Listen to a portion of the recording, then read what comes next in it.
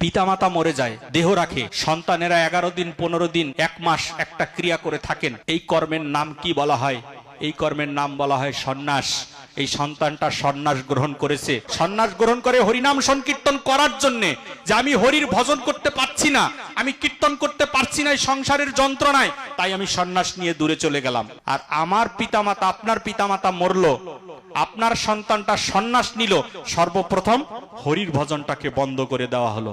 হরির ভজন করা যাবে না, হরির নাম মুখে আনবে না, কারণ তোমার অসহ্য লেগেছে। এই বাড়িতে এখন নিরামিষ খায়, সাত্ত্বিক আহার পায়, গোষ্ঠী মরেছে, সাত্ত্বিক আহার পেয়েছে।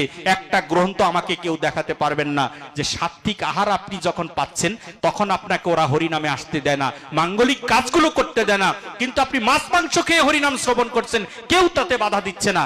অথচ যখন আপনি সাত্ত্বিক আহার পান, পবিত্রভাবে চলছেন, আপনার গোষ্ঠী মারা গিয়েছে, আপনি সেব হচ্ছেন না, ঘৌরকর্ম করছেন না, এই শুদ্ধতার মধ্যে আপনি হরিনাম করতে পারবেন না, তাহলে হরির নাম আপনাকে কি করে কৃপা করবে? পিতা মল্ল আপনার, হরির কি পিতা মরেছে? আপনার বাবা, আমার বাবা কি হরির বাবা, ভগবানের বাবা কিনা?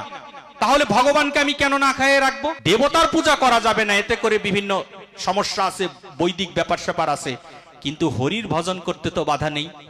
আপনারা গ্রন্থের নাম জানুন, হরিভক্তি বিলাস। এই হরিভক্তি বিলাস গ্রন্থ পাঠ করবেন, এটার মধ্যে সমস্ত কিছু ধরিস না সুইস না